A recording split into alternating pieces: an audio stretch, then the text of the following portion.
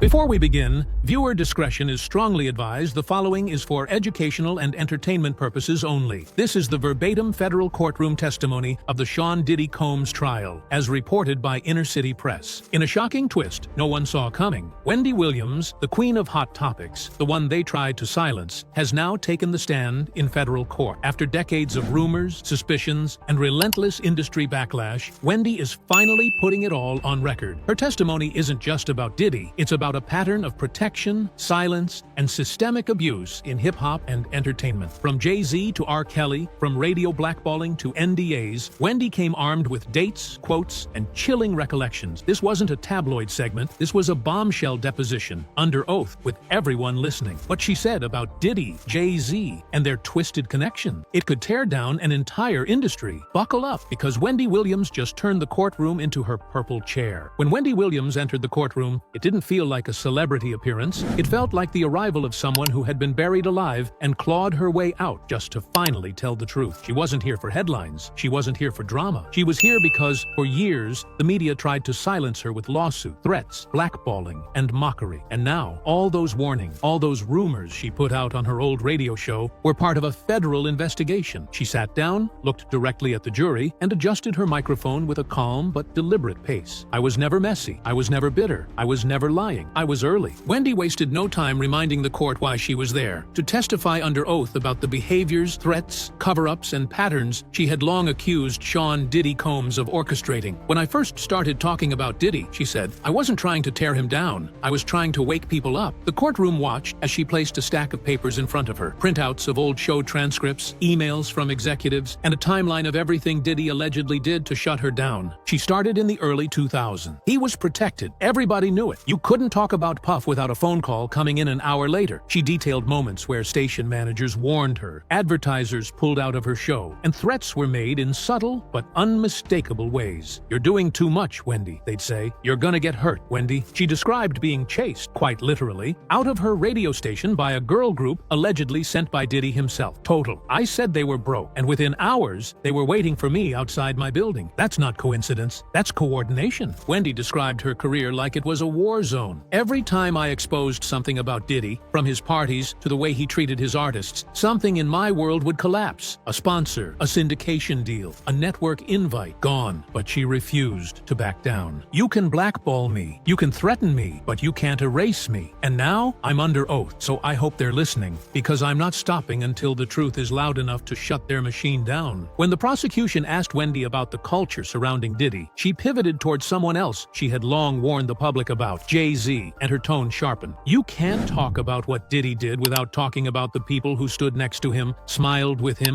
while the abuse was happening. That includes Jay-Z. Wendy's eyes scanned the jury before she leaned in. Y'all remember Foxy Brown? She was 15. Jay-Z was 27. And he was everywhere with her. She pulled out lyrics from Foxy's debut album. Songs Jay-Z reportedly wrote. Ain't no nump like the one I got. No one can fuck me better. She read aloud, deliberately. The courtroom recoiled. You tell me, she continued. Why was a grown man writing those lyrics for a child? She continued with details only someone from the industry could know. Rumors of Jay picking Foxy up from high school, lavish gifts, shopping sprees, and hair appointments funded by a man almost twice her age. This wasn't a label signing. This was grooming. Then Wendy dropped something even darker, an alleged tape. There was a rumor for years that a tape existed. Jay-Z, Foxy, and Jamie Foxx. You never heard about it again? Why? Because suddenly, Foxy's home was burglarized. The tape, gone. She let the words hang in the air. Coincidence? I think not. Wendy said she was fired from her top-rated radio show shortly after suggesting that Jay-Z's relationships with underage girls needed to be investigated. They called me toxic, but now you're seeing that everything I asked was worth asking. The prosecution then asked if she had any concrete evidence. Wendy nodded. Email, call log, producers who backed out of my show when I brought up Jay's name. She told the court that Jay-Z's team made quiet calls to industry insiders to blacklist anyone who spoke about Foxy. They turned me into the villain, she said, just for asking what any decent person should have asked. Then she turned to the jury. You think I lost sponsors for being messy? Number, I lost sponsors because I was right. right, and they couldn't let that spread. Next came what Wendy called the part nobody wanted to believe, the part that had her labeled as a liar, a loudmouth, and worse. She told the court, "I was the first to say it. Those weren't parties. They were operations." She was referring to the infamous freak-offs, a term now central to the federal indictment against Diddy. Wendy said she first heard whispers about these events in the late 90s, when Bad Boy was at its peak. Phones were taken at the door. Guests signed NDAs. There were candles, escorts, cameras. People were assigned to rooms. This wasn't a house party. It was a ritual. She referenced Karen Superhead Steffens, who told Wendy on air that Diddy invited her to one of these parties and asked for male involvement. Superhead didn't lie. She described everything: Diddy's paranoia, his drugs, the strange setups. She said he was afraid she'd expose him. Wendy leaned in again, and I made sure people heard that interview. I played it again and again because the truth was too heavy to let it pass. She described similar stories she'd heard from other guests, men and women, who had been to Diddy's parties and came back shaken. They didn't just party. They were told what to do, what to wear, who to touch, what room to go in. Wendy testified that she had personally spoken with 3 individuals who described IV bags being used to recover from the parties, just as the court indictment now details. They said there were medical assistants on standby. This was not socializing. This was organized depravity. She produced a list, pseudonyms only, of people who'd given her their testimonies in private. The court was stunned. One by one, these events matched the very patterns described by Cassie Ventura, Gene Deal, and other witnesses in the case. Finally, Wendy said something that hit everyone hard. The baby oil? I said it on air as a joke, but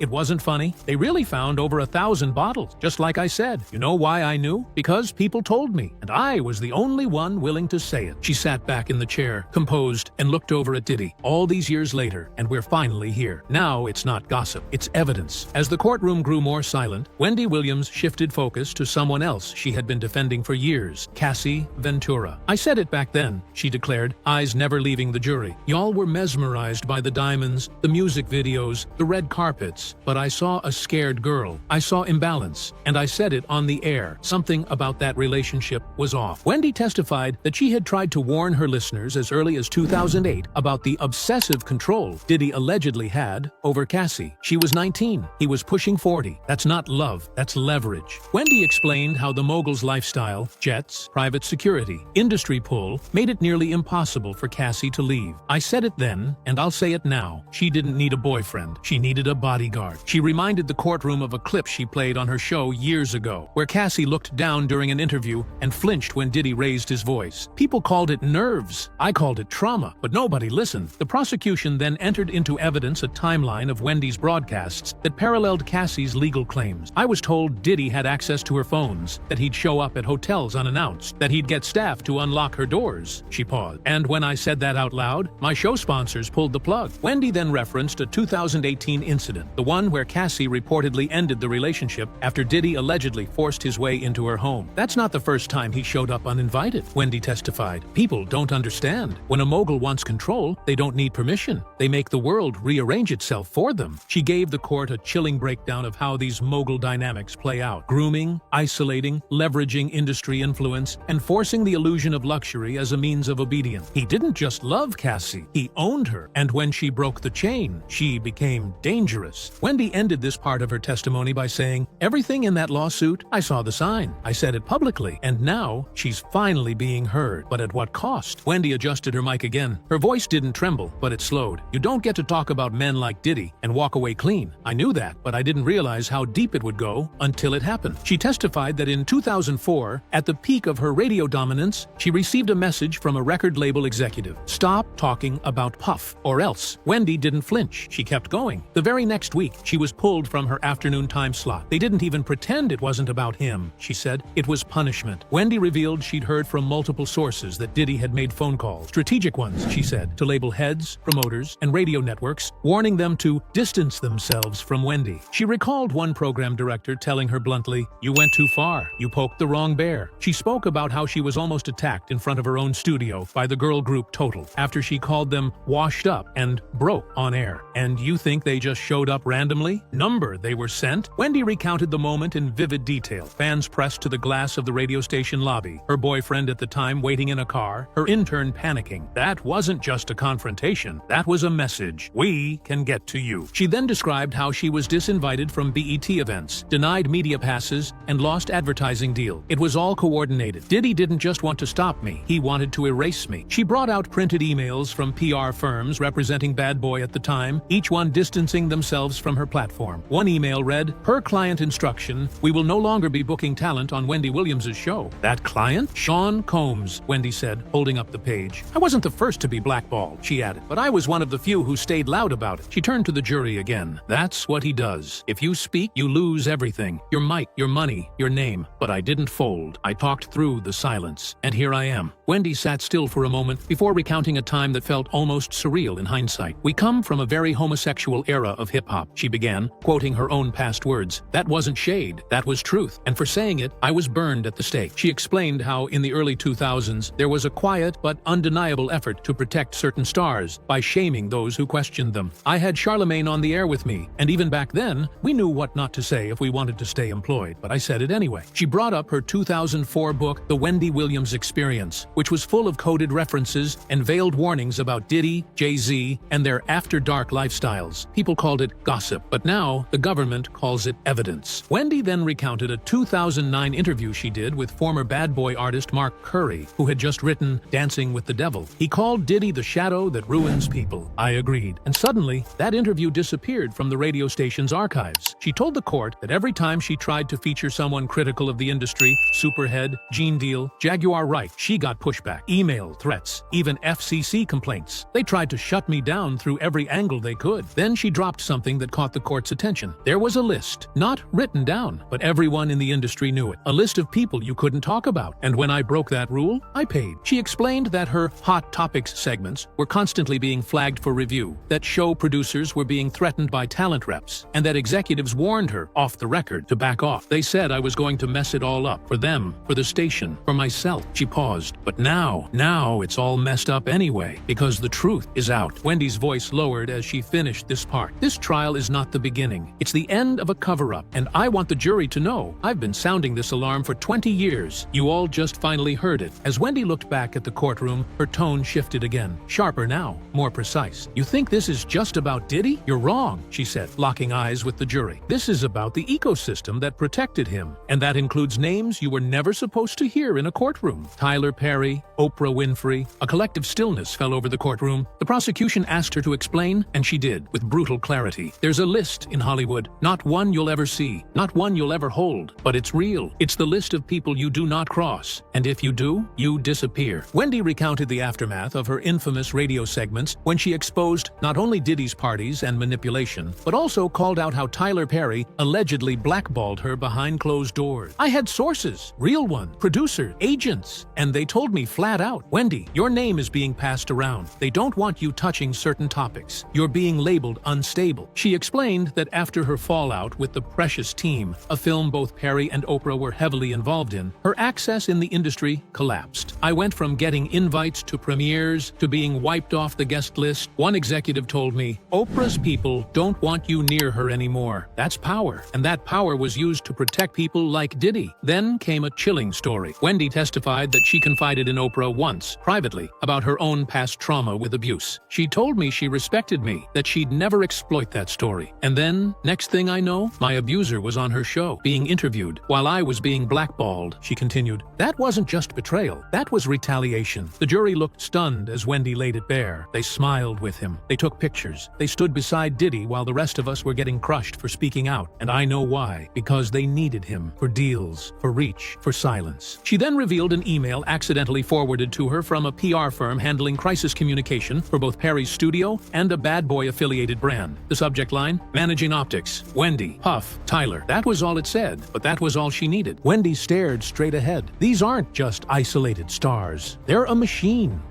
that feeds on silence and destroys anyone who dares pull the curtain back. By now, the courtroom had grown tense with every word Wendy delivered. Then came a moment that prosecutors later called a turning point. Wendy pulled out a thick file folder. "This," she said, tapping the cover, "is a collection of NDA, email threads, and internal memos that were never supposed to see the light of day." She clarified that she obtained them not through hacking, but from industry friends who had long since left the game. They were tired of watching women disappear, tired of seeing truth labeled gossip. Wendy began reading from an NDA dated 2007, the name redacted. The language? Ominous. Subject agrees not to disclose any private gatherings, recordings, or interactions with Sean Combs, his guests, or associates. Violation of this agreement may result in financial penalties and public retaliation. She slammed the paper down. Public retaliation. That's how deep it went. Next, she read an internal email from a luxury hotel chain. We have prepared the presidential suite with all requested amenities, including extra linens, candlelight lighting, and discretion measures. Mr. Combs's assistant will arrive for setup prior to guest entry. The date on that email? 2015. Cassie was still with Diddy. You think this was just celebrity partying? Wendy asked. Number, this was a system. This was planned, funded, scheduled, and cleaned up afterward. She revealed that she had evidence of payments made to publicists, talent managers, even bloggers, all to manage the narrative. One email instructed a writer to avoid any reference to recent rumors and instead push an article on Diddy's philanthropic work. Then came a photo, one that prosecutors presented to the jury. Diddy, Tyler Perry, and a media consultant known for her crisis sweep services, all standing together at a 2019 gala. They were smiling, Wendy said, smiling while women were getting paid to shut up and others were getting destroyed for not signing. She told the court that she, too, was offered an NDA. They wanted to shut me up, said I could have a syndicated TV deal if I agreed to move on from the topics I was covering. I said no, and I paid the price. The jury was silent as Wendy concluded the silence they bought cost others their freedom, their peace, their truth, and now it's all unraveling, one NDA at a time. As Wendy Williams reached the final portion of her testimony, she didn't break, she didn't cry, she simply sat with the weight of 2 decades of warning the world and being ignored. You see Diddy on trial, she said, her voice calm and controlled, but I see something much bigger. This isn't just about what he did, it's about who let him do it. She gestured to the defense table. You see one man, but behind him is a legacy of silence, a tower built on fear, on NDAS, on power plays and party invitations and billion-dollar handshakes. Then she turned directly to the jury, and every time someone tried to speak, that tower crushed them. She reminded the court that while Diddy was the one charged, others, Jay-Z, Perry, Oprah, the labels, the handlers, had sat quietly for years, some even watching the abuse happen firsthand. They shook his hand, they took his checks, and they made sure anyone who asked questions was pushed out the door. Wendy concluded her testimony with the same voice that made her radio show famous, commanding, raw, and unfiltered. I was called bitter, I was called crazy, but I was right, and I would rather be right in hell than be silent in heaven. She looked toward Diddy, who had remained mostly stoic through her testimony. You thought I was gone, you thought your power was enough, but now you sit where the truth finally caught up to you, and I hope it's loud. Before stepping down, Wendy turned once more toward the gallery. This trial is not the end. It's the beginning of people finally naming names, of the walls cracking, and of the whole tower one day falling down. And just like that, she walked out, not as a talk show host, not as a gossip queen, but as a witness whose voice could no longer be denied.